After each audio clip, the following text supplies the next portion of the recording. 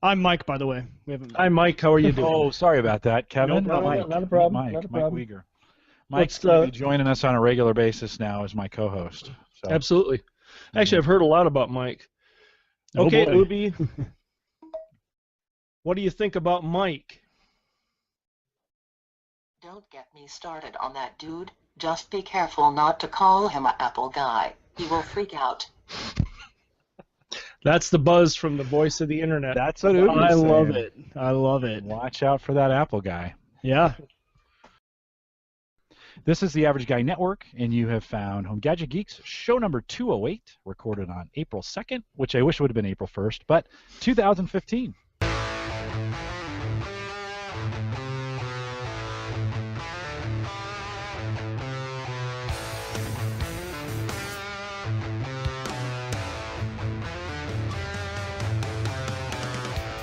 Here at Home Gadget Geeks, we cover all your favorite tech gadgets that find their way into your home. News, reviews, product updates, and conversation, all for the average tech guy.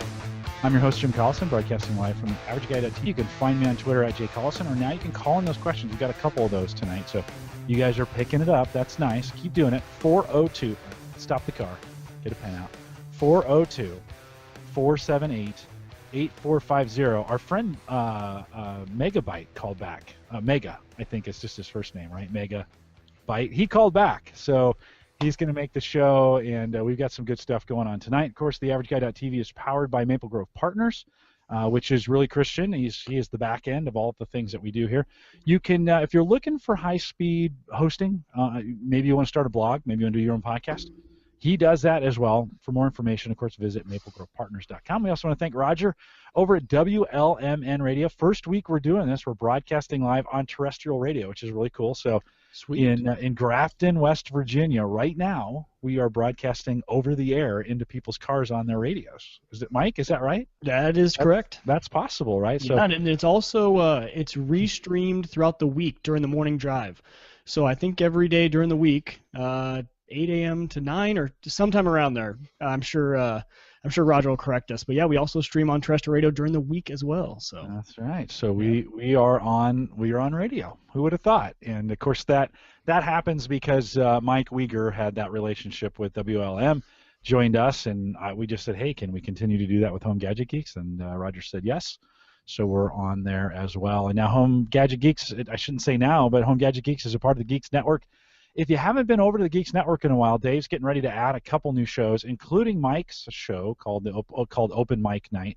It's an Apple-based podcast, and if you're into the Apple stuff and you want to talk about iPhones and Macs and all that other stuff, you want to head over there Tuesday night, 7 p.m. He is live. I always got OMNpodcast.com/live for the it live should be easy. OMN, because that's in the order they are. Yep, exactly. Right? OMN. OMNpodcast.com, and of course he's over there Tuesday, 7 p.m. Central as well. Check out all the new podcasts that are coming out of the geeksnetwork.com. All right, we got a great show tonight. I've got Nathaniel and Kevin with me.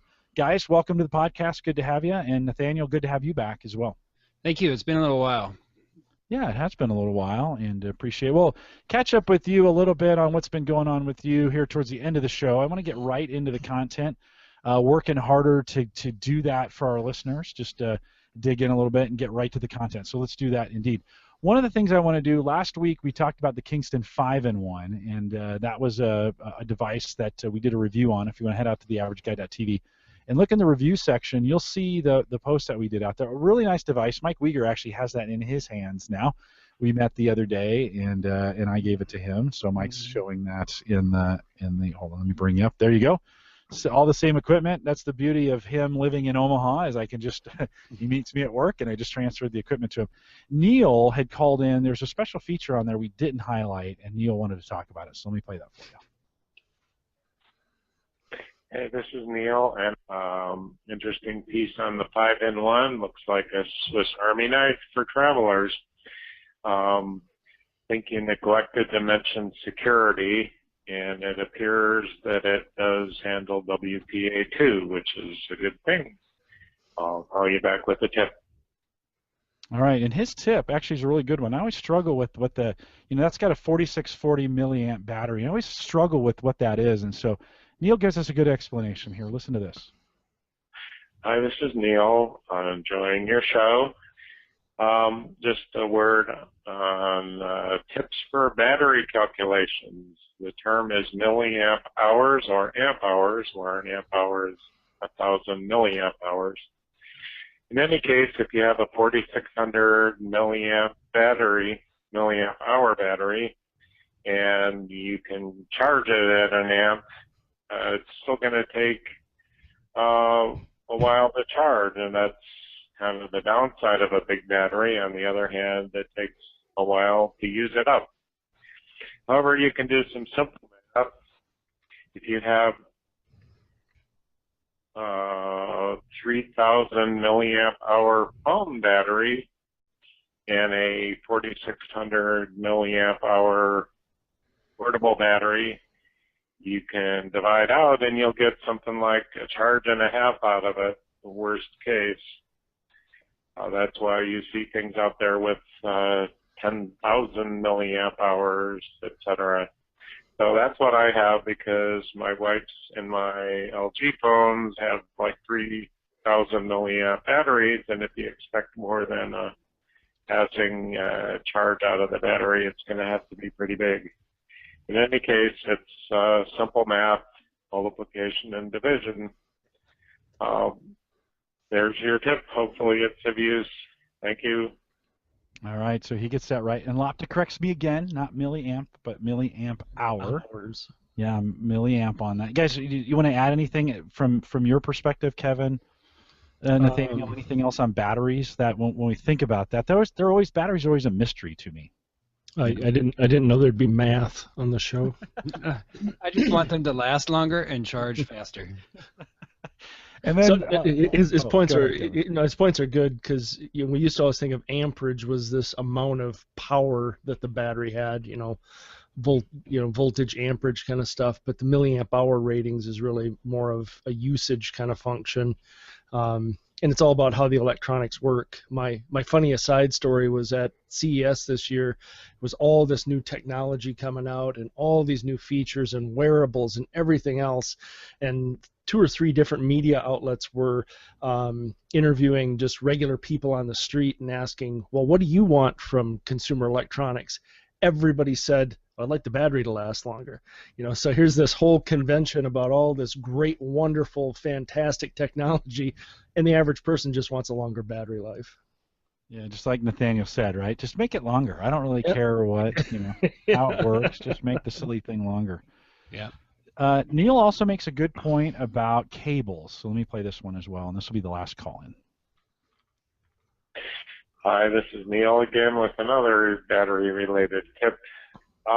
I've done some experimentation lately with a handful of chargers I have around my home, and what I found out is not only does the capacity of the charger affect how long it's going to take to charge your phone, in some cases never, it seems that the cable makes a difference as well. I have a little wire connector on a USB cable on a spool, has really thin wire on it, and it just doesn't let much into your phone. Think about one of those, where it's on the spool and you pull it out and then you can snap it back, and that wire is super thin. That's kind of what he's referencing. You can, from an Android phone at least, see what you're really getting with a program called Ampere. It's free. Mm-hmm. Tells you how much actual charge you're getting. So if I take a 2 amp USB charger and I stick this little thin USB cable between it and the phone, I might get 100 milliamps, which is almost nothing for what you really want. However, a nice hefty cable, and I can get 1,500 milliamps through to the phone. So it might pay to experiment with this little program and look for a USB cable that can actually carry the current you need. It makes a big difference in how fast your phone will charge. Have a good day. So I want to thank Neil for calling those in. That's exactly what I'm looking for on the tips. If you want to talk about something we talked about in the last show, I'll play those right up front so you get those. Or if you've discovered something really cool and you just want to share that, just call it in. Neil's, it was 2 minutes each. And Neil, you did a great job of ringing those in as well. Kevin, you were agreeing wholeheartedly on those cables, right? Sometimes the cheap, charging cables that come with the phones aren't the best when you can buy some thicker ones, right? Any thoughts on that? Just as a rule, when you were talking about the retractables like that, whether it's a power cable or an Ethernet cable, just throw those away. They're so light wire, and because of that constant flex, they're always quick to wear out, and especially the Ethernet versions of those are just bad news. But yeah, his point's well taken. Is power flow needs to match. You can't fit a lot of amperage down a small wire. It's just kind of the way it works. Yeah, it's just physics at that point, right? And making it work. Nathaniel, in the school districts that you're in, the school work that you do with that, do you guys have many? Cabling's got to be a nightmare for you guys, right? Getting that stuff right and keeping track of cables and all that stuff. Any secrets or stuff that you guys have learned about getting those Chromebooks charged back up or any of that kind of stuff? Yeah, I would agree that a better cable is important, and we go through a lot of iPad type cables because the ones from Apple are so non-durable, it'd be a way to put it. And so the Amazon Basics seem to work really well. And then I've just been trying this one that's called Go Beyond, which is a fabric braided nylon cable, and it's still affordable, but it's almost like a fabric jacket around the outside to kind of keep it. And I haven't been able to measure the amperage quality, but yeah, we go through a lot of those charging cables, and just keeping extra spare power adapters around and stuff. But we find that, with the Ethernet, buying the pre-molded Ethernet cables from Monoprice for labs and places where you're not taking them on and off all the time is really good. We tend to use bootless cables in the closets just for ease of use. But you can cut your own, but it's, even if you test them, it's not a guarantee that they're solid. So we've had real good luck with the Monoprice Ethernet cables, and then everything else is, Monoprice and Amazon and things like that. You mentioned we kind of ended the show last week with this discussion about cables, and it kind of fired up the chat room a little bit about where to buy them from. I think Drashna has had bad luck with Monoprice of late. The feeling like the quality cable has gone down with what they're doing. Kevin, you buy a lot of these things. What's kind of your go-to at this point when you're thinking about cables? Where are you going? We always go to Monoprice, but you do and I listened to some of last week's. You do have to watch. They have different grades, and they are getting in different products. But Monoprice is pretty good about using different part numbers for different lots that come in. So if you buy the same part number every time, you tend to get the same cable. So like when Nathaniel mentions labs, we use a lot of them in labs, and sometimes I'll just buy a batch of a handful of each just so we can give them a try and see how they are before we start outfitting a bunch of labs with them. But I've had great luck with Monoprice cables. Actually, it was back when Geeks.com was still in business, posted it several times on your deal site. I'm still using up some of those cables. They had a big blowout at the end there. They were fantastic molded cables, just really good quality stuff. So, but to the point, we've run into the same thing. Is a lot of times when you're wiring, it's nice to have to do your custom lengths and crimp everything to fit. But if you can use pre-moldeds, they're a lot cheaper and a lot easier to work with. Yeah, I am finding it is easier to get the lengths now, the 1 or 2 or 3 or 6 inches or 3 inches cables if you need it that way. Mike, any thoughts on cables from your side? Experience? Monoprice is where I'm at. I go to Monoprice and Amazon Basics, so both the things already mentioned. And with Monoprice, the thing I like about those is that usually with the Apple side, finding Apple certified cables is kind of a hit and miss, even sometimes when they say they're certified. If you plug, for instance, my iPad into my iMac, especially when you're running a Mac computer. It won't transfer data because it says this is not an Apple certified cord. And so that's why I kind of stick to Monoprice and Amazon Basics, because they're usually pretty good on that. So on the Apple side, that's always a concern, and it's always that pain when you run into a cord that you find your one cord and it won't work. So I'm not as much on the power. I'm on the being Apple certified is my big deal. Yeah. And so you guys are all okay with as Amazon, is it called Amazon Basics? Yeah, Amazon Basics. Yeah. You guys are all okay with that? I always thought that was kind of the cheap end.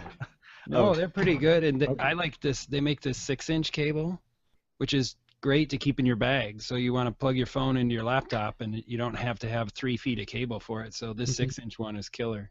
And I use them for everything, even like portable CD drives for my iMac. I use Amazon Basics for everything. Okay. Well, that's good to know. Okay. Yeah. Well, and everybody's mileage might vary, right? It's one of those kinds of things where you tried something once or twice and it didn't work, and you're like, I'm never going back. So, if we all pooled every company that's had something broke for us, we'd never have anything to buy, because we probably, defects happen that way. But interesting. So, Neil, thanks for calling those in, and appreciate a good discussion.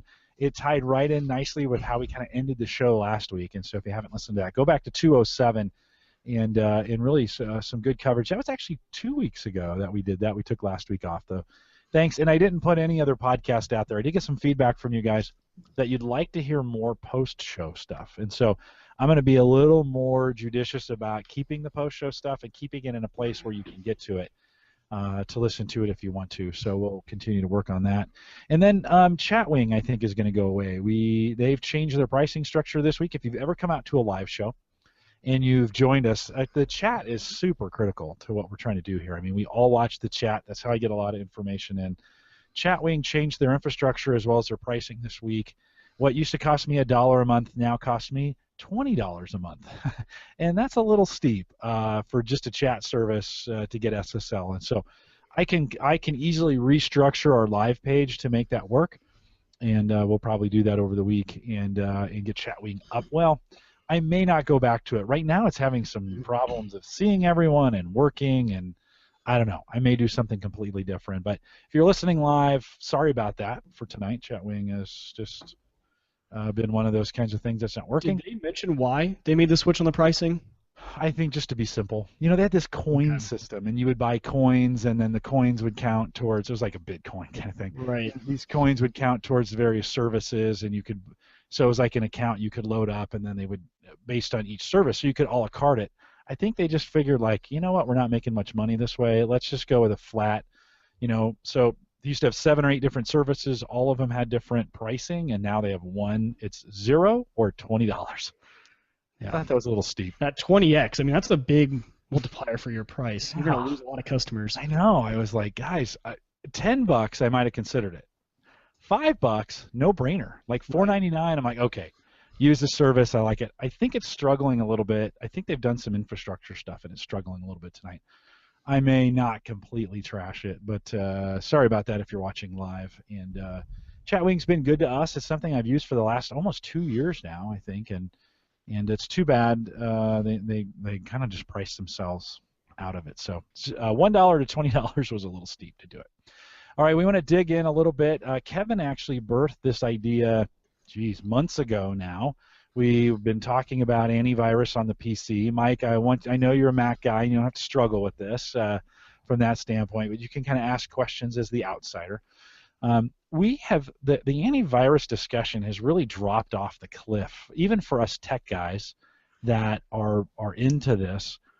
I remember we used to talk and debate, and we had spreadsheets, and we what's the best, and then I think Windows Defender came along, and it was good enough, and everybody just kind of switched back to that for the most part. They put it on their family's PC. And then as of late, that has gotten really unreliable again. And there's been a lot of problems documented in the press that Windows Defender is not doing what it's supposed to be doing. And I think it caused some people to go back and reconsider.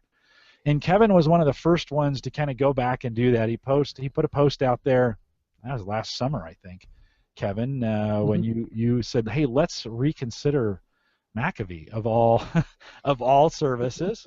I thought maybe you were going to get the pitchforked and torches. I did. Show up outside your house. What?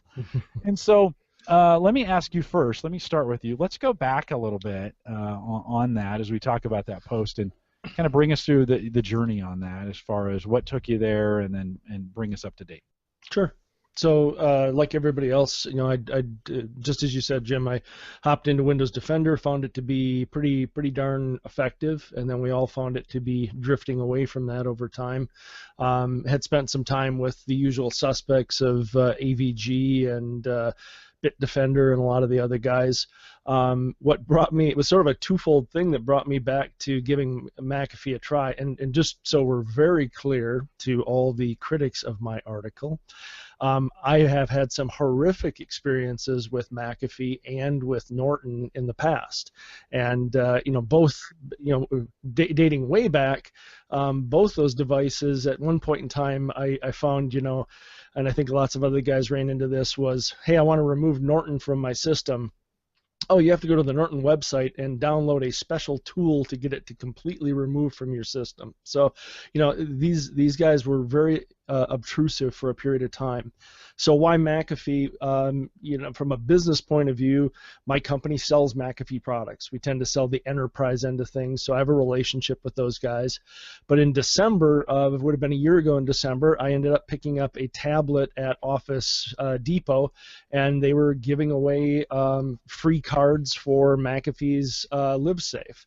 And LiveSafe is their product that is very much a subscription-like product. You log into your website and you manage your devices from there. So each machine you put on it, and it's an all-you-can-eat type of thing. It's not a per PC license. So I thought I'd give it a try. It just kind of popped into my head that Intel had bought McAfee. There seemed to be a lot of changes going on, and a year later I bought another $49 card to renew for another year. So it's about $49 a year, and it's all you can eat. It does PCs, it does Android tablets, it does some mobile device management with Android and iOS tablets that you can do a locate on them. You can do device wipe. You can do some remote support kind of functions with them as well. So and the antivirus aspect on the tablets is not so fantastic, but it does analyze your applications. So especially in Android, where you might sideload something or grab something out of a different store, it kind of keeps an eye on the quality of those devices. So to jump to the end though, for anybody, I recommend, and I find this especially, I have a 9-year-old daughter who's very much into Minecraft, and anybody who has Minecraft, kids in Minecraft, you have viruses and malware, and I have just found no matter how good an antivirus product is, you still need a malware product. And so I run McAfee LiveSafe for my antivirus, and I run Malwarebytes for my anti-malware, and my problems have drifted to near nothing. And I would say the PC that has the most problems is my daughter's laptop, and it's not like she's surfing around to god awful places. It's the mods that I help her download that are the problem, and I'm trying to come up with better ways of scanning those and cleaning those up before we install them. But the other thing I look for that I was watching with McAfee is did it mess up anything else on systems? I'm running it on about 10 different systems. Did it slow them down? Haven't seen it slow them down. Did it cause application issues? Haven't really seen that either. So still pleasantly surprised with it. Yeah, and it was an interesting. It caused me to look at it again. I have Cox Communication, Cox Cable here for our internet provider. They provide it free, and it's a year-old suite, but you get the whole suite. And I installed it on a couple of the PCs that I have in VMs on my Windows server, and tried it out. I didn't do any testing with it. It seems like it's gotten a little bit cleaner, a little bit lighter, a little bit better. Now, if you're watching the chat room, they would like to drive a stake through the heart of it right now and say no, never, don't ever do it. And again, this is why we're having this conversation from that standpoint, and certainly in days of old, both Norton and McAfee, early AVs on the scene and the most dominant, tried to be all things for all people, and it really got big and bloated, you know, in a lot of ways. And so it got a little ugly. Kevin, in the show notes, we're going to provide, you've got a list of some research sites that are out there. Yeah. You want to talk a little bit about what you discovered from kind of the most recent research that's going on around antivirus? Who's the best? Who's the worst? That kind of stuff. Sure. Maybe I should share a screen quick and. Yeah. If you want to do that, I'll lock it on you so that we can bring those up. While he's doing that, sure. Nathaniel, let me ask you quickly. What are you guys using in the education space? You got Chromebooks, so you don't really have to worry about that. But on your Windows, I assume you still have some Windows PCs. What are you running? Yeah, we're still, of our non-Chromebooks, we're still 95% Windows 7 and Windows 8. But we use the system endpoint protection from Microsoft that comes as a part of our package of Microsoft solutions. So it used to be called Forefront for Enterprise, and now it's system endpoint, but it's similar to what you would use Bitdefender on Windows 8. It's the Microsoft antivirus tool. When we have problems with machines like BHO objects and things like that, we'll run Malwarebytes on it, but we don't deploy Malwarebytes. Okay. And Malwarebytes seems to be the de facto. When we talk about malware, there's not everybody recommends Malwarebytes. So it hasn't. I think it's become the large provider at this point. It hasn't gotten a bad. You know how companies do that? They get big, and then everybody loves them, and then there's a tipping point, and then everybody hates them, and that hasn't seemed to happen to Malwarebytes. So I run that too. I've bought like 6, on Newegg or on Amazon from time to time. They run $15 deals, and sometimes you can get 3 licenses of Malwarebytes for $15 or $20.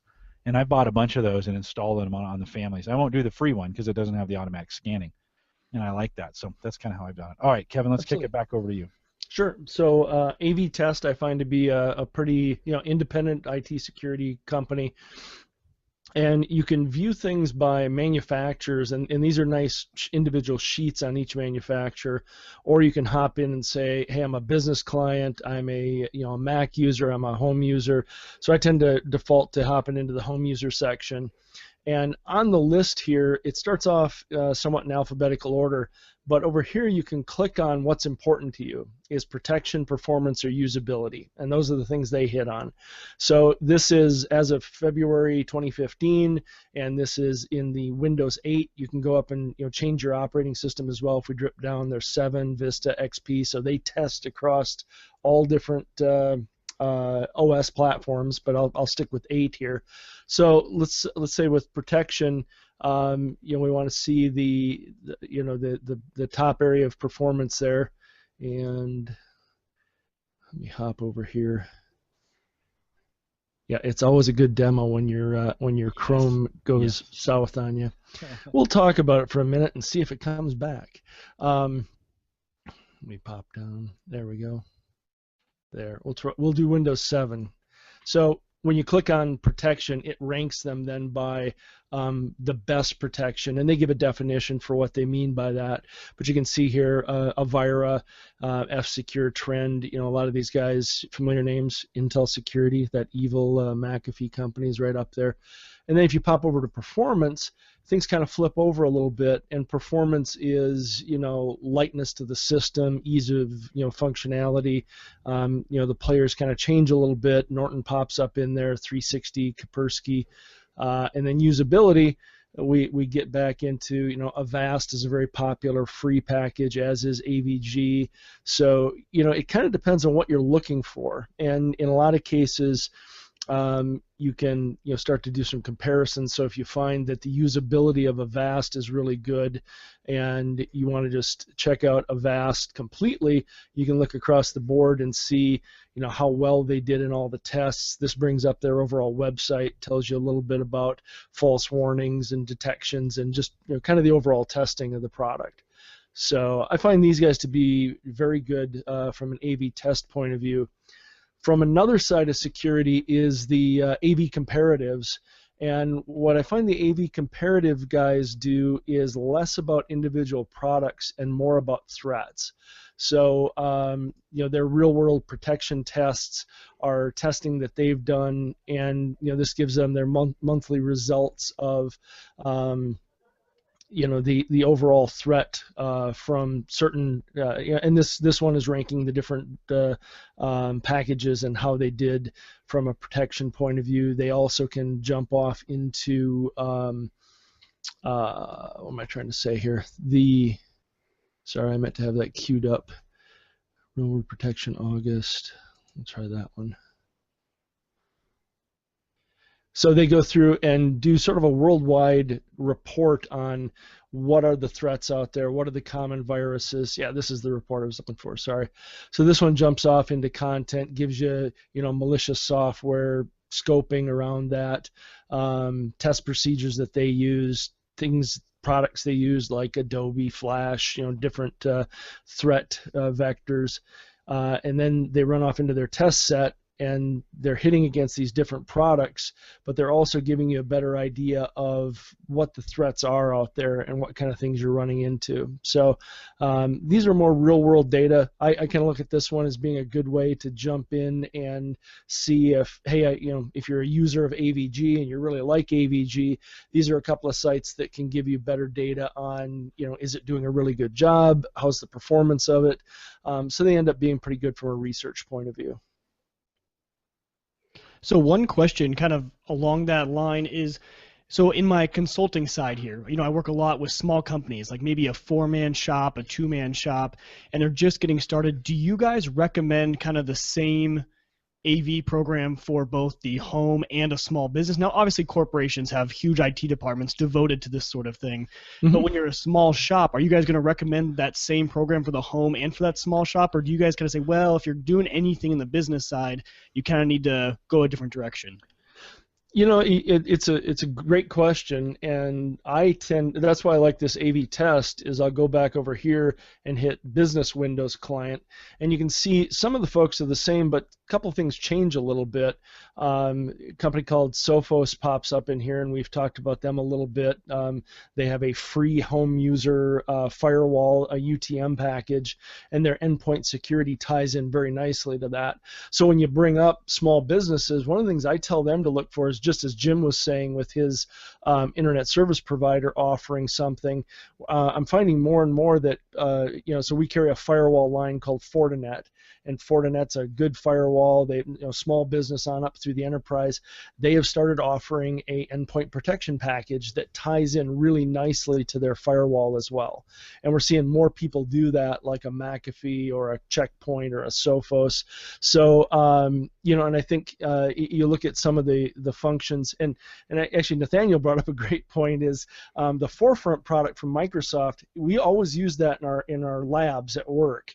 And oddly enough, when Defender from Microsoft kind of started drifting off and not doing well, Forefront continued to be really good. So obviously they were different technologies, and it just always struck me odd of, Microsoft, why don't you just use Forefront instead of Defender, because that seems to be a good product. So, but yeah, I would tell any small business to look for synergy, look for what are some of the other things that you're using in your data center, and is there some synergy you can tie between those types of things. Kevin, I'm looking at this avtest.org. Yep. And in every category, the Microsoft product is at the bottom. It's 0 out of 5 or 0 out of 6 for protection. I'm going back over history. I'm trying to find somewhere where they're not at the bottom. For numerous reasons, they have just kind of fallen off the face of the earth now. What I also have to check on that one.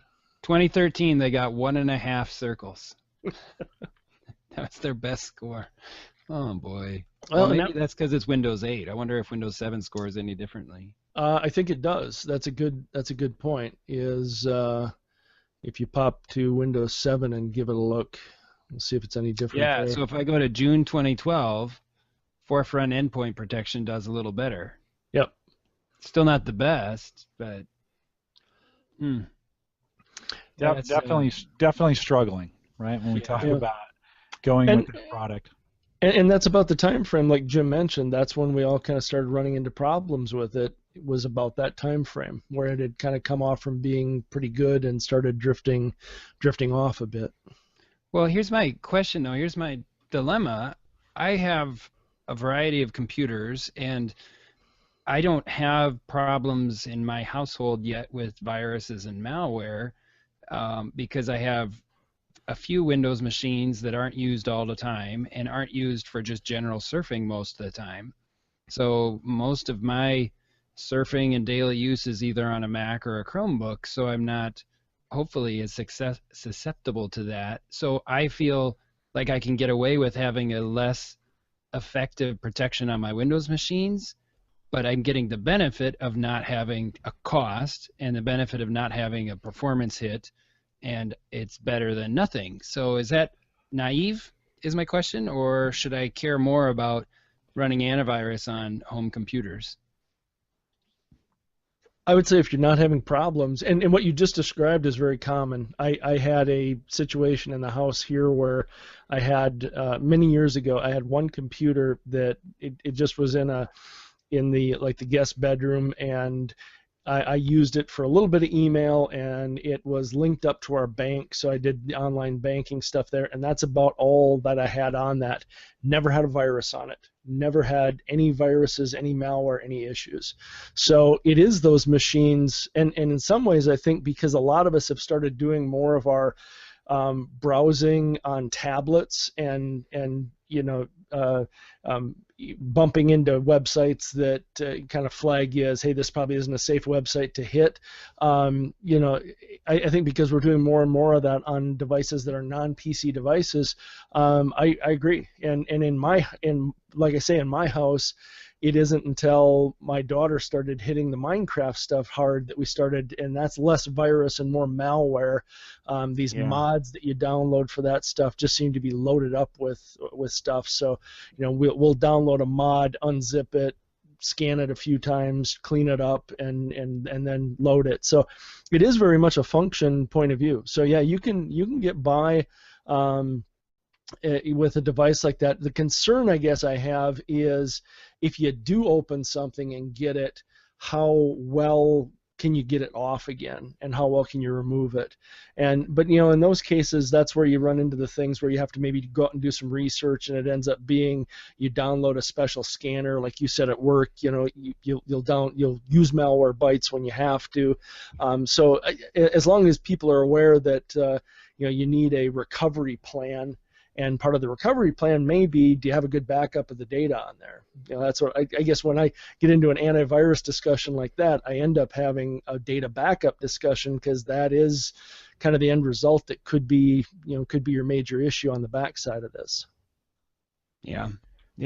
One of the things I find interesting whenever we talk about this, one is the amount of passion there is around this, and there's been some great links in the chat room. So this week I will capture the entire chat room and include that as a downloadable PDF. If you want to go out there, there'll be a lot. The guys have put a lot of great links out there as well.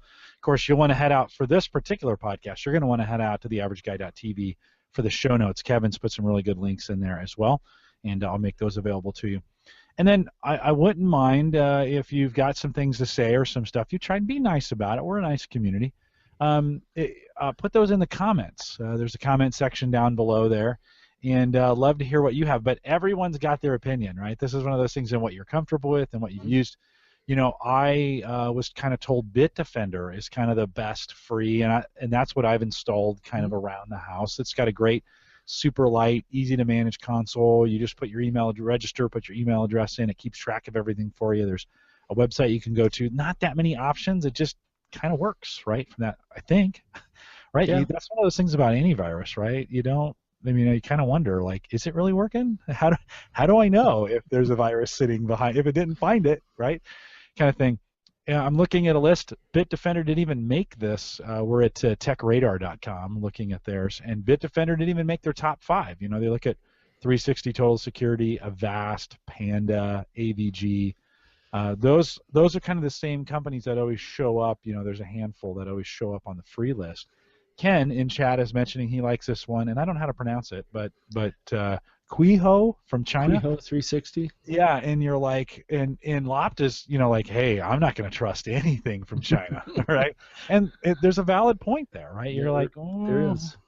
That right now, from a cyber standpoint, China is the enemy of the United States when it comes to that. I mean, we're all trying to hack each other. Yep. Just, Well, and that's the old Kaspersky argument is most of the hackers are in Russia, so the best antivirus probably comes from Russia. And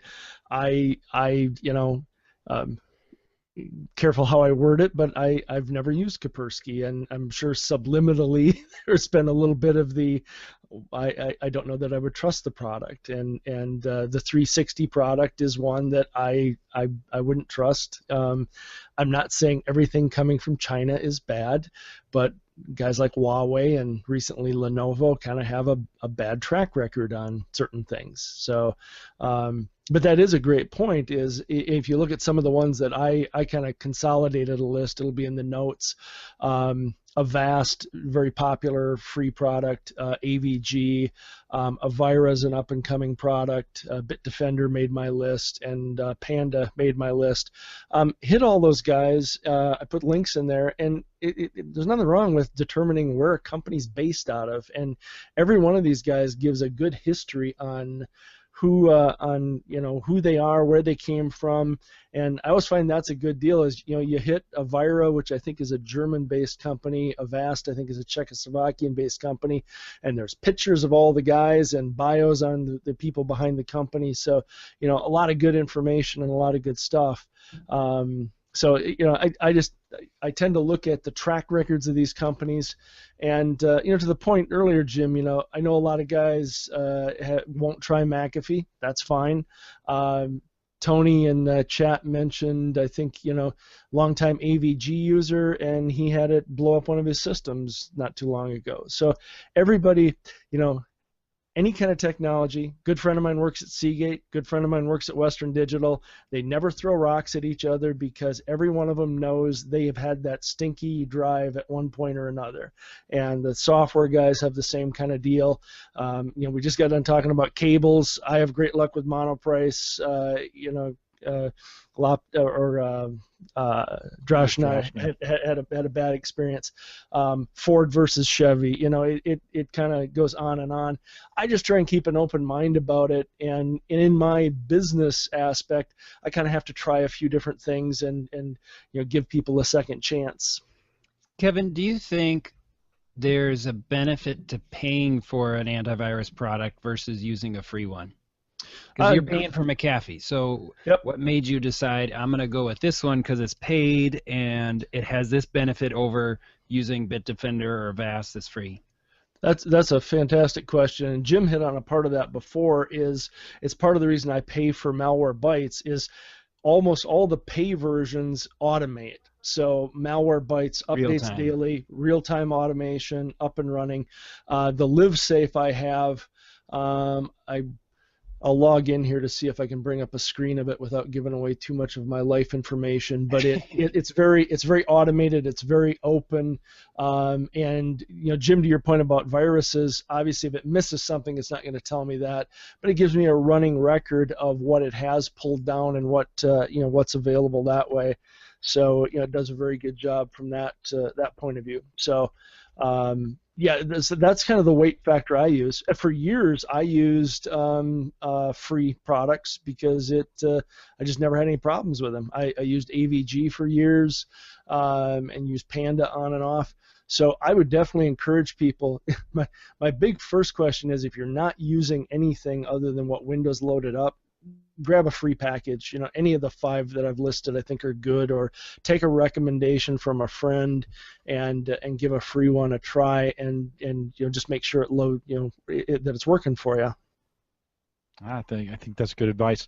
Let's make a little bit of a switch since we've got Mike here. When we talk about antivirus for the Mac, Mike, when folks ask you, you've got this call-in show and you allow people to talk about that. For a lot of years, Mac was like, hey, we don't get viruses. It's just because nobody owned any Macs. But I'm just joking. I got to dig on that. Right. So where do you start? Kevin's got some suggestions here, but where do you start when we talk about antivirus on the Mac? Sadly, I'm one of those that still doesn't worry about it too often on the Mac, because a lot of the things on the Mac side are going to be things like, things that affect every system, not just the Mac, SSL, stuff like that. Those are things I'm more worried about on the Mac side. But I did notice that AVG, obviously runs on the Mac now, and then Mac Cleaner is another one that if you pay for an upgrade, you can actually get the real-time monitoring. But mainly, I'm looking to go in and kind of sweep my computer and look for things. But on the Mac side, it's just something that honestly I've never worried about, and you never worry about it until you get burned. And I haven't got burned yet, and I've been running Mac for years, and I run a ton of Macs, and a lot of my family does, and I manage all of them, and we haven't gotten burned yet. So it's one of those things that I haven't worried about too much. But AVG and Mac Cleaner are two that I use when I do want to look for that kind of stuff. Okay, cool. Kevin, any suggestions there on the Mac side? That Sophos I threw out there has a free Mac product that seems to be really, really good. And in most Mac, that came out of their business world because that's mainly where they focus on.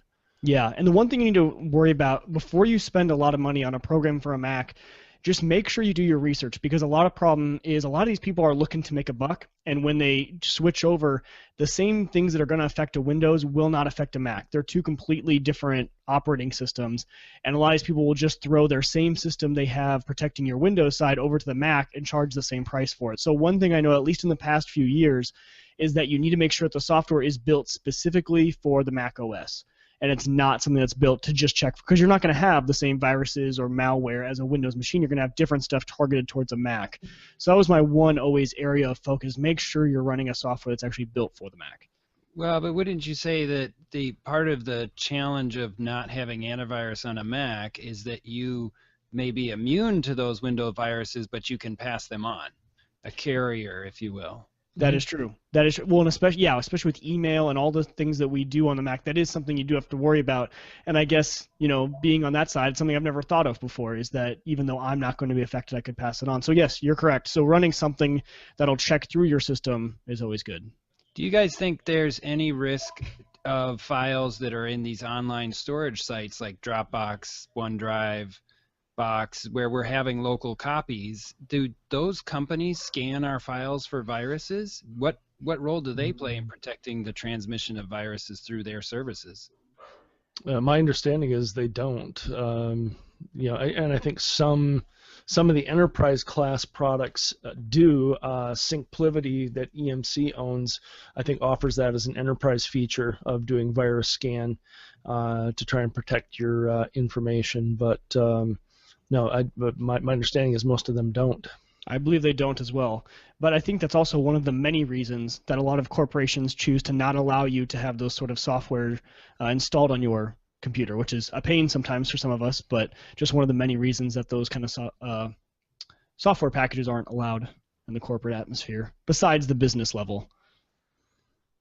I was just curious, because Nathaniel, that's a great point, though, when we talk about all these cloud providers, and if they've walled off themselves, right, from the viruses, in the sense they can't get them on their servers, but they allow you to store them, then that creates, so you get a bad file out there, you sweep your PC, resync to your cloud storage device, boom, you got it again, and I guess I've always made the assumption that those providers were doing some active antivirus, but maybe not. I'm not finding anything. No, not as far as I know. And Jim, this is where you could segue into Christian and his guys, is we're heading into a software-defined data center where in a virtual world, an Ethernet switch is becoming a piece of software.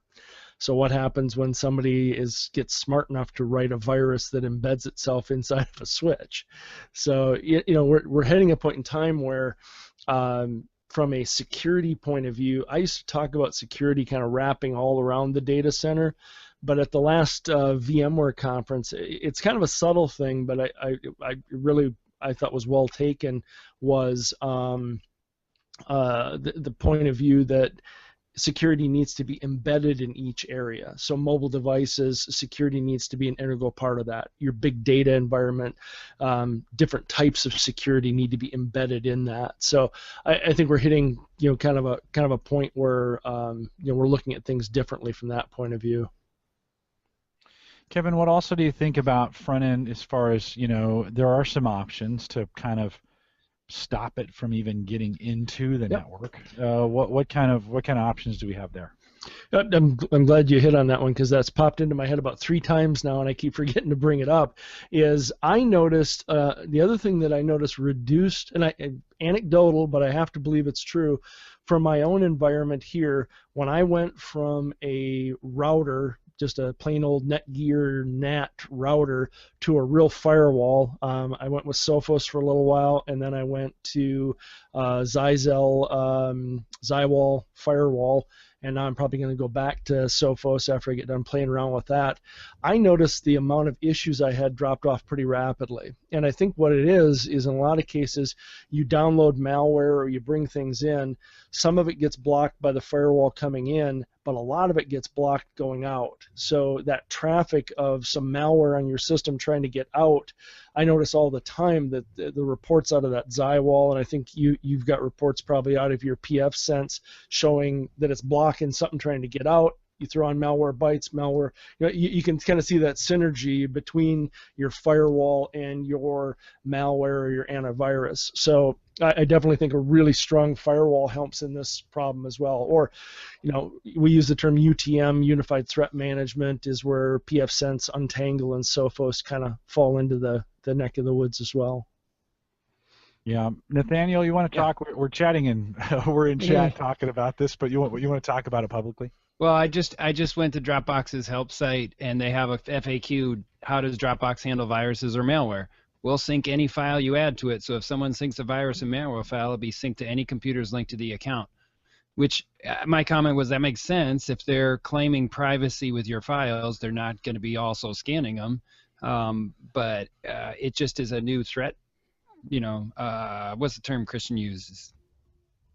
Attack surface. Yeah, that's it. So if you're sharing with a lot of people through Box or Dropbox or something like that, and someone gets a file that's malicious and transfers across, if you're not protecting your own server. Yeah, and I just moved this weekend. So I am separating. I have a Windows 2011 environment and a Windows 2012 R2 environment, and I moved all my podcast files. That kind of whole directory I went to 2012. I don't need to share that with anybody else, right? That's kind of my stuff. And I'm kind of turning my 2011 box into the host for all these different, Box and Dropbox and Copy and who else would be out there? There's a bunch of them. Of course, that just went away as soon as I got that far. But you know what I'm talking about, these cloud service providers. That Mediafire would be one of them. Yeah. That has these clients on them, and I install the clients to the server. They all work on the server, and it becomes kind of this combined cloud host for me. We'll talk about this on Home Server Show in 2 weeks. But that, to me now, all of a sudden, I'm thinking, oh, crap, this makes it even more important that I have antivirus on that box, because I share my Dropbox is open to the world. I mean, that's when I share with people, I'm sharing on Dropbox, and of course those files are syncing back to my home server. Yep. Right. And so I should be, I need to probably be, I've got malware bytes running on it, a paid version of it, but I should probably be scanning every single file that hits the home server. In and out. Yeah. So back to the question on what I run and why I pay for it. I'm sharing a screen right now, and I don't think I'm sharing anything too obtrusive, but the PC, so up across the top here just lists all the PCs in my house that are on this. I happen to pick an Android tablet just so you can see some of the features. And yes, that's where I live, so everybody on the internet knows, but you could get that off anywhere. So the last time it was located, it was there. I have a separate pin so that the McAfee can't be taken off the tablet. I can lock it, I can wipe it, I can sound an alarm on it. On a phone with a camera, let me flip over to this one. I can take a picture, so capture cam. If somebody's holding my phone or this tablet, I can get a picture of them. The wipe function is pretty elaborate with its ability to, I can pick and choose what I want to get rid of on the device.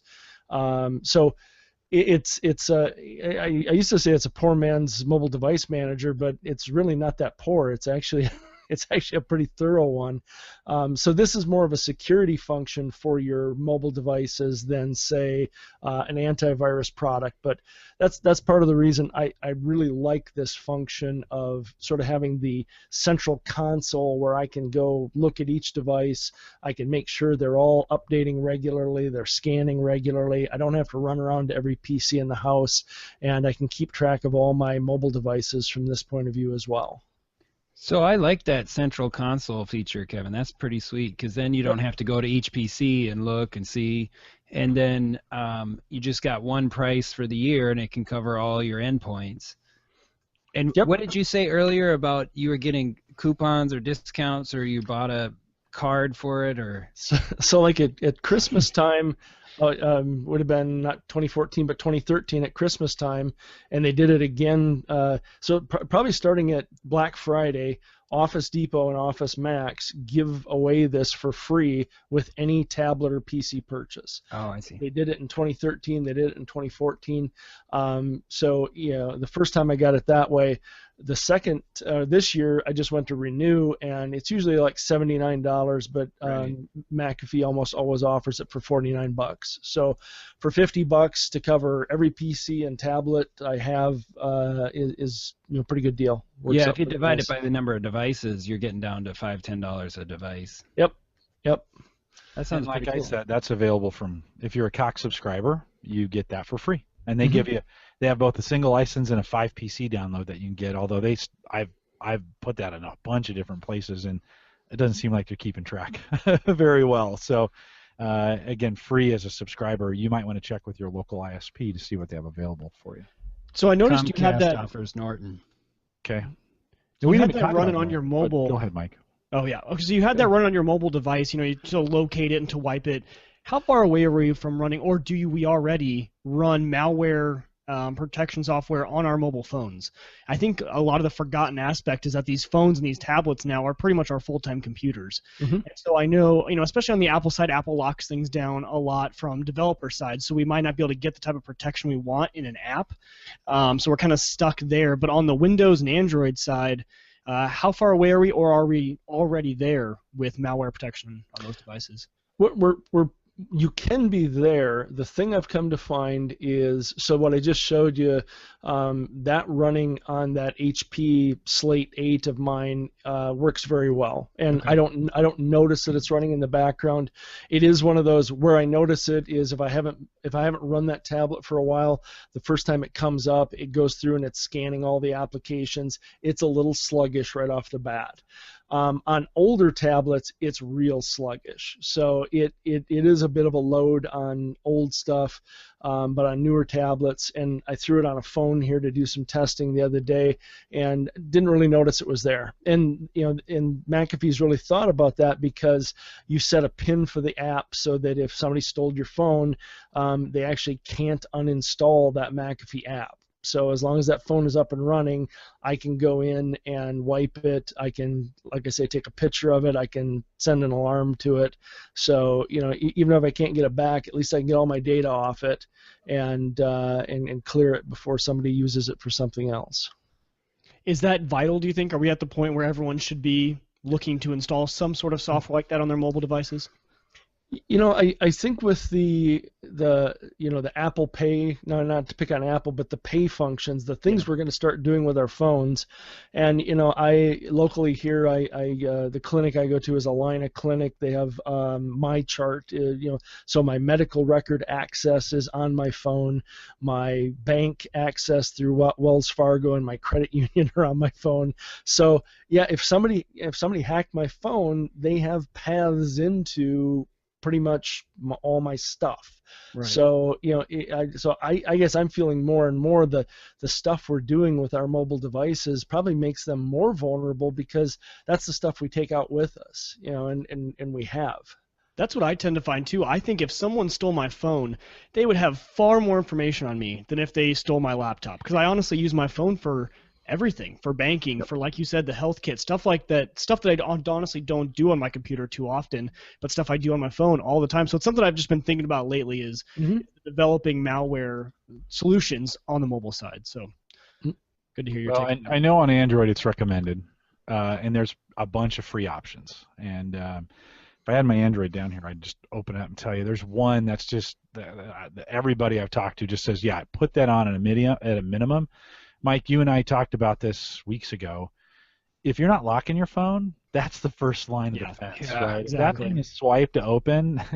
Oh, but it's kind of a hassle. I have to type in a PIN, and I want to check Facebook quickly. While I'm driving. Lock that phone. Listen, anybody who listens to this podcast is locking their phone. I know you guys are doing that, right?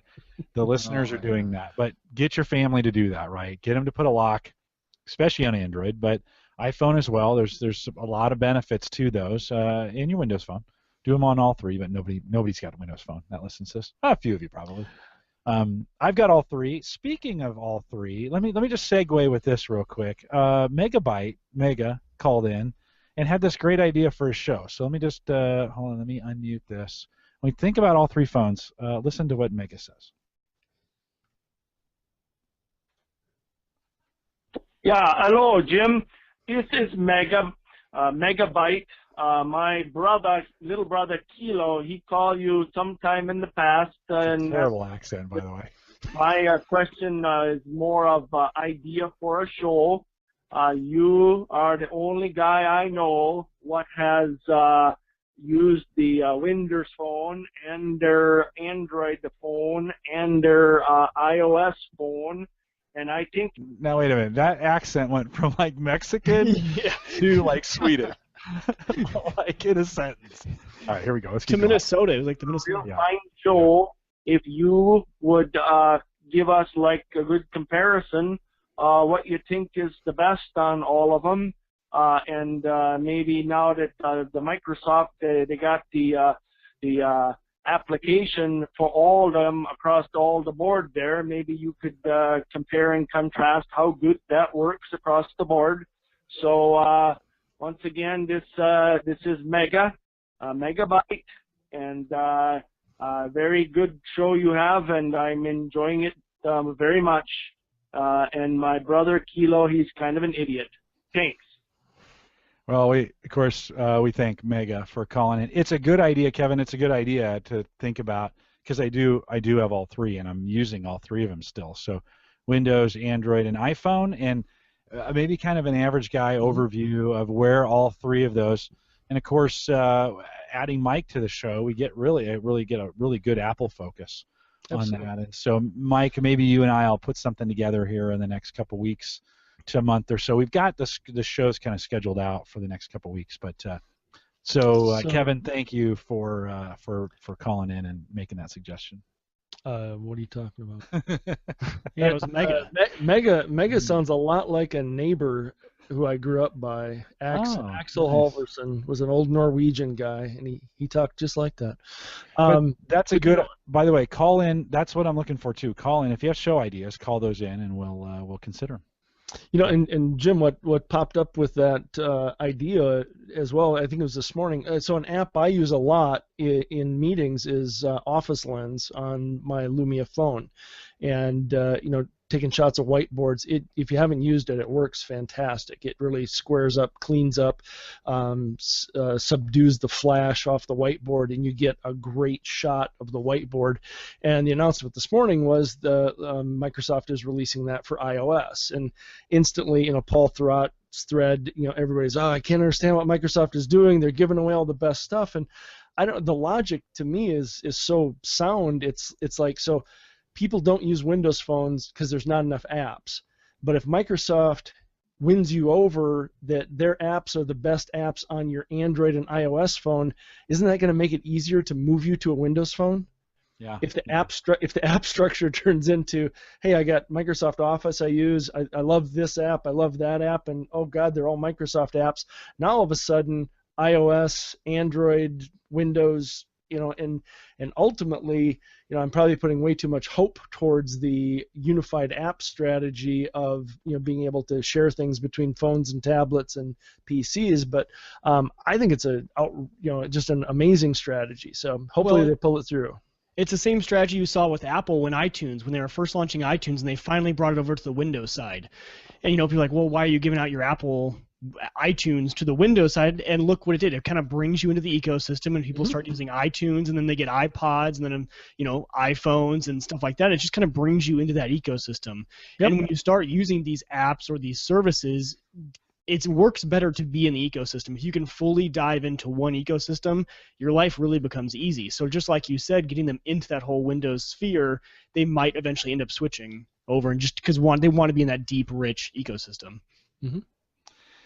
If I do something like that, though, there's plenty of sites that are doing phone comparisons, so you can get that other places. Help me think through what are you not hearing in other places that you'd love for us to cover. So let me know. There's plenty of ways to cover that, but it would be great to, as we look at these three platforms, what's not being covered out there that you'd like us to cover. So we'll take your feedback along those. All right. I don't want to get into a phone conversation, but I do want to do a quick lightning round because we're going to run out of time here in just a few. Kevin, you've got some great tools. I want to roll through those, and you give me maybe a one or two kind of sentence how you're using these, the benefit of them. And then if Mike or Nathaniel, you guys want to chime in if you're using these, I'll leave an empty space for that as well. First, let's talk about Glary Utilities. So Glary is a free package. Once again, you can pay for it and get the pro version that'll do auto scans. Probably one of the best Windows registry scanners out there. But interestingly, most people just use it for the one touch. If you dig into the other utilities, it's got a great file duplicator locator. It's great for cleaning up your music. Tons and tons of apps out there. Just go look at it and see. Free basic download and a reasonably priced pro version of it. I find if people's PCs are running slow, that's kind of my my first thing to launch with them. That's kind of your go-to. You guys, any feedback on that? I've used it before. I tend to run CCleaner, which does some things, but Glary does more. So. And I've never used it. Paragon backup. So Paragon I've used a lot, and looking down at some of Nathaniel's questions about Clonezilla, we can talk about Paragon. Paragon Backup and Recovery 14 is free, and once again, the only thing you don't get for the free is the bare metal recovery. Every time somebody buys a USB drive, they probably get some free backup package on that. And, you go over to a friend's house and they've got 3 different USB drives and 3 different backup packages. So what I try to help them with is if you go with Paragon's free package, you can have the same backup software, and if you're backing up to USB drives or to servers or to another PC, doesn't matter. The interface is the same, the function is the same, and you're not fighting with different backups. So it's more of a standardization, plus it's free, and I've found it to be very effective over the years. One of my favorites, Bellark, and they've been around a long time. They were a company I worked with on their enterprise site in 1999, and they were looking to get bought, and they never did. Those guys out there are still kicking around, but talk a little bit about Bellark. So Bellark Advisor, if you've never run it, just download it. It's a free product. Let it run, and it will tell you everything that's on your PC and everything that's missing from your PC. One of the key things I do with it is anytime I buy a used PC off the internet that come with nothing, you run Bellark on it, and it will give you every license key that is loaded on that machine, so that Windows nice to have will pop right up for you. It will look for things on your network. It will find what's out on your network. Plus, it'll give you quick access to web server-based things on your network. So, like to get into your print servers and stuff like that. Just a wealth of information comes out of it. Every time I decommission a machine, I run Bellark on it and then print out a copy of that. So, if it's one of those deals where geez, I know I had a version of this software. I hate to buy it again. I can look in there, and sure enough, there'll be the license key, and I'll have it ready to go. Yeah, that tip is gold right there. I'm not going to lie. Bellark is an amazing product, and they continue. They have a free version. They sell enterprise. It's enterprise discovery, right? They really want to get into the enterprise, get on every, and then help you license properly. That's kind of their monetization model. So at the individual level, and they've always been this way since 1998, 1999. They've always had a free version that's available. And these guys have been working on, that's 15 years ago. They've been working on this. They've gotten really good at it. And so that's a recommend. Every tech guy needs to have that Bellark tool. Just go to their website, download it, a tiny little file. run it, and you'll get some amazing information about your PC. So highly recommend that as well. And then last but not least, TeamViewer. So TeamViewer is much like Bellarc, the enterprise package. It's really designed for support help desk kind of folks to pop in and take control, take remote access of your system, but it's offered for free for personal use. And it also has a free meeting product in there as well, so a go-to-meeting kind of function. TeamViewer has a nice file transfer function built into it, so you don't actually have to completely connect to a home computer. You can just go grab some files off from computers you have. And the latest thing that's added is remote access support for tablets. So kind of a two-way street there is I can use my Windows Phone or my Android tablet to remote control one of my PCs, or vice versa, I can use my PC to remote control a tablet. And it doesn't work for all of them, but the quick support function on some of the Samsungs and the LGs seems to work really quite well. Yeah, I love TeamViewer. I'll second that. I have it installed, especially how you can install it on all of your family's computers, and then they don't even need to give you any code or anything. It just can fire it right up if they've given you that sort of permission. And so it's fantastic, especially if you're the home, tech guy for your family, which a lot of you guys are. It's clutch, free, amazing. Yep. No, that's I use it the exact same way. Every family member I try and support, and if people are concerned about login safety, it does support two-factor authentication, so you can use the authenticator apps on your phone to give you that second layer of authentication to make it extra safe. Yeah, 4 great tools. TeamViewer is Jim Collison's mom approved. I actually had my mom download it, install it, give me the code, and get me logged in without me even seeing the computer. If my mom can do it, she's 84. Anybody can do it. You guys have heard about my mom on the show. I should have her on sometime. Yeah, that would be a real treat. But your grandma approved as well, so she's done it as well. Oh yeah, it's on my grandma's computer. It's how she does everything. She'll just call me and I'll say, hey, just turn on the computer. That's all I need you to do. So yeah. Well, John said in chat, he said, man, this show is going to need some pretty detailed show notes with all the stuff that we've thrown out there. There have been a lot. Kevin did a great job of including a bunch of show notes in here, and so we'll include all of those, including those last 4 product tips that we threw out there. Kind of a must for any tech guy.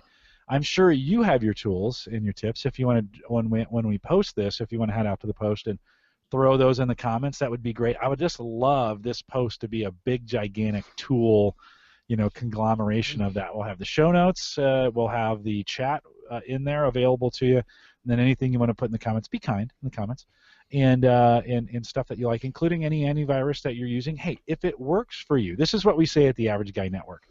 If it works for you, it's the best thing for you, right? So it's just one of those things. You just some things work for some, they don't work for others. We don't. We have lots of grace here on the network, and we want to make sure that we are kind to each other in the process. So, Nathaniel, you had put some LastPass stuff in here. We've talked about that in the past. We've talked about that with you. I want to hold that thought with you. I've been pinging Amber about LastPass and Spartan because I think this is a cool opportunity for us to get kind of an inside look with the new browser for Microsoft, Project Spartan, that just came out on Windows 10. It's super light, right? It's so light it doesn't work today. It's a little brutal. If you've been following the Windows 10 and you're on the fast track. With 10,041, I think you get Project Spartan now, and it's kind of it's cool. You can write on it and you can share some of those things, but it doesn't always work, and it crashed on me a couple times. It's a lot of fun. It's exactly what's supposed to happen, right? Where they're putting this beta software out early, and so it's what's supposed to happen. I did get renewed in my MVP, so that just happened yesterday, and so I feel like I should probably continue to be out there testing that stuff and working that stuff with them. And so Project Spartan, the LastPass, Nathaniel, the LastPass plugins, of course, don't work with Project Spartan because it's a brand new browser. So that's the first thing I did, right? I was going to the browser and I wanted to test some stuff, and I'm like, oh boy, I got to remember my passwords now, and they don't have an extension for it. And I pinged Amber on Twitter on Tuesday, and she said, well, the extensions are still a little fuzzy with the way Microsoft's going to do them. So they don't have extensions yet to be able to write the install, the plugin, to make it work with LastPass. So Nathaniel, if you're okay with that, I'll have you back on next time we have Amber on, and we can talk LastPass stuff, and we can talk LastPass Enterprise. I know you've got some experience with that. It'd be great time to have you back on for that. Great. Okay, with that, anything else, guys? As I'll do a final approach. We'll do all the stuff that if you've made it to this part of the podcast, you're the 5% most engaged of our audience, and we always appreciate that. Again, we're trying to get right to the content and then save kind of the other stuff for the end. Anything else, guys, before I wrap this? If you want cool T-shirts, go out to Woot, because Woot has the new retro robot T-shirt that I just got in the mail today. So always cool. Woot shirts. Wootshirts.com. Wootshirts.com. Okay. I wish Always they would cool have an retro affiliate link for them, but I don't. Just the only place I have an affiliate link for right now, I could do all of them, but they're so hard to manage, and I just don't have time to do that. Amazon makes it so easy, and of course you can support the Average Guy Tech Scholarship Fund. When you use Amazon, just head out to theaverageguy.tv/Amazon, put that in your browser, bookmark it, whatever it takes to get that done. I know the last couple times I've bought an Amazon, I need to use somebody's code, and so I've actually stopped the buying process, cleared everything out of my cart, went back to the link, logged into Amazon, rebought the product, and one time I even canceled the order. You get a few minutes to cancel your order on Amazon before it gets shipped. Pretty soon that'll be instantaneous, and it'll be in a drone to you, and you'll have to send the drone back with the product. But head out to theaverageguy.tv/Amazon. If you're in Canada, we'd love you to use theaverageguy.tv/AmazonCA. That's our Canadian affiliate. Those funds go to John Zadler, and he picks up stuff for us. By the way, if you didn't hear the last podcast with John Zadler, there's an outtake every single time we have Zadler on. So you make sure go out there. He's in the beginning and the end of that program, and he always does a great job. The newsletter has been blowing up. I mentioned that. We had about 70 of you subscribe. In a week, I got 200. I don't think any of them are real. We sent the newsletter out this week, and the percentage of those of you who opened it went down at the same rate that the newsletter went up. So for some crazy reason, somebody is sending automatic signups to my newsletter using email addresses that are fake or something. I don't know. I can't quite figure it out. It's the weirdest thing ever. But if you haven't, I'm going to keep sending it out. I don't know who's real and who's not, but it doesn't matter because I'm sending a newsletter to. I still don't get it. But if you haven't signed up for the newsletter this week, if you want to see a copy of the newsletter, there's a link to it at the newsletter sign up at theaverageguy.tv, or you can go to theaverageguy.tv/newsletter, and that will get you the most recent newsletter that's out there. And I kind of talked about this problem this month, as well I talked about, for some reason, our video small RSS feed has exploded. And typically I do, let's just say we do 1,000 audio downloads every single episode here with theaverageguy.tv or with Home Gadget Geeks.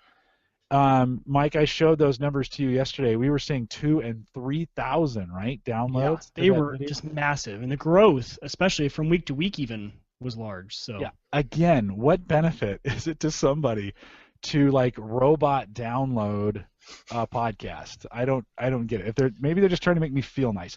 Maybe that's what this is. Maybe someone's just saying, I want Jim to stop talking about these things. And so we're gonna robot. Talk to your wife at all? Have you asked her if she's stop talking about it? Yeah. But the video. So I don't know. Maybe send me a note if you are using the video small feed for Home Gadget Geeks, and it's just Home Gadget Geeks. It's not like it happened on Cyber Frontiers or anything else. It's just Home Gadget Geeks. It's just video small.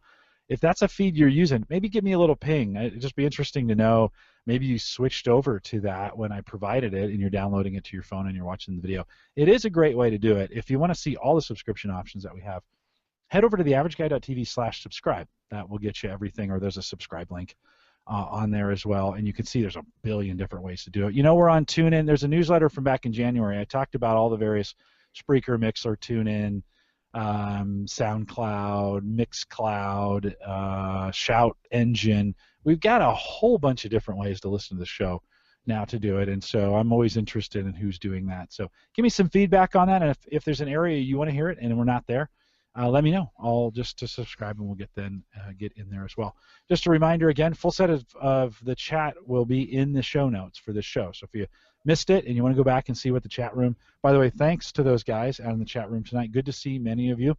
We want to wish you a happy Good Friday. I don't know if that's really the way you can say that, but it's a Good Friday here in the United States. And Easter is coming up on Sunday, and so a holiday weekend. A holiday weekend for a lot of you going into that, and we want to wish you, if you're here in the U.S. and you're celebrating Easter, a very happy Easter, and we want to thank you for listening. We're live out here every Thursday night, 8 p.m. Central, 9 Eastern, out at theaverageguy.tv live. You can catch me 9:30 a.m. Central for Ask the Podcast Coach on Saturday mornings as well. I've also been doing some interviews, been getting asked to do more and more interviews. If you want to hear those, I have an interview section on the site that's just kind of all the odd podcasts that I'm on, and if you want to see those or listen to those, they're all listed out there, as well as links to Home Service Show and Surface Geeks and Ask the Podcast Coach. All that stuff is out there on theaverageguy.tv. Great opportunity to do that. We want to again thank Roger for streaming us live out of WLMN Radio and on our maiden voyage out on terrestrial radio. How do we do, Mike? How do we do for our great. first time on radio? Yeah, I like it. Well, no, we'll have to ask him and the great people in Grafton, West Virginia. Yeah. Well, hey, if you're in Grafton, West Virginia, I was going to say that. Yeah, if you're in, we'd love to hear from you. First time you've heard the show, we'd love some feedback. You can send me, Jim at theaverageguy.tv or Jay Collison on Twitter, or you can call in if you want to just pick up your phone, 402-478-8450. Get you in the show. We'd love to have your feedback as well. If you're listening live, stay around for the post show. Again, I mentioned earlier, we may start releasing post show in a channel for the most engaged listeners. But that being said, thanks for coming out, everybody. Good night.